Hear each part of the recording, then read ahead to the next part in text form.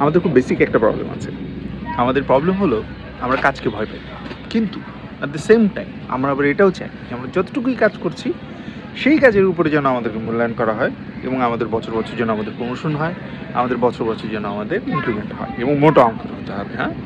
5%, 2%, ১,০০০, ২,০০০ we are not happy. নিচের সাইডটা চিন্তা করলে হবে না। অর্গানাইজেশনের পার্সপেক্টিভ, ম্যানেজারিয়াল পার্সপেক্টিভ, আপনার টিম লিডার্সের পার্সপেক্টিভ or ডিপার্টমেন্টাল হেডের পার্সপেক্টিভ, ওই জিনিসগুলো বুঝতে হবে আপনাকে। আপনি যখন নিজে থেকে বিভিন্ন কাজে ইনভলভ হচ্ছেন, নিজেকে ইনভলভ করছেন, যে কাজটা আপনাকে দেয়া হচ্ছে সেটা পরিপাটিভাবে করছেন, উইদাউট সুপারভিশন করতে পারছেন, লিডারশিপ নিতে পারছেন এবং সেই লিডারশিপের কোয়ালিটি বা ক্যাপাবিলিটিসগুলো শো করতে পারছেন।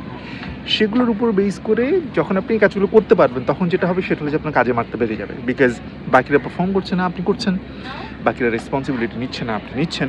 সো যেহেতু আপনি রেসপন্সিবিলিটি নিচ্ছেন, আপনার কাজের অ্যামাউন্ট বাড়তে থাকবে, রেসপন্সিবিলিটি বাড়তে থাকবে। তবেই যে পরের বছর আপনাকে আপনার লেবারের জন্য বা আপনার কন্ট্রিবিউশনের জন্য অ্যাপ্রিসিয়েট করা হবে। এমনি এমনি কিন্তু কিছু হয় না ভাইয়া। লোড নিতে হবে, রেসপন্সিবিলিটি নিতে হবে, লিডারশিপ দেখাতে হবে, তবেই এটা রিটার্ন পাবেন ইনশাআল্লাহ। আল্লাহ হাফেজ।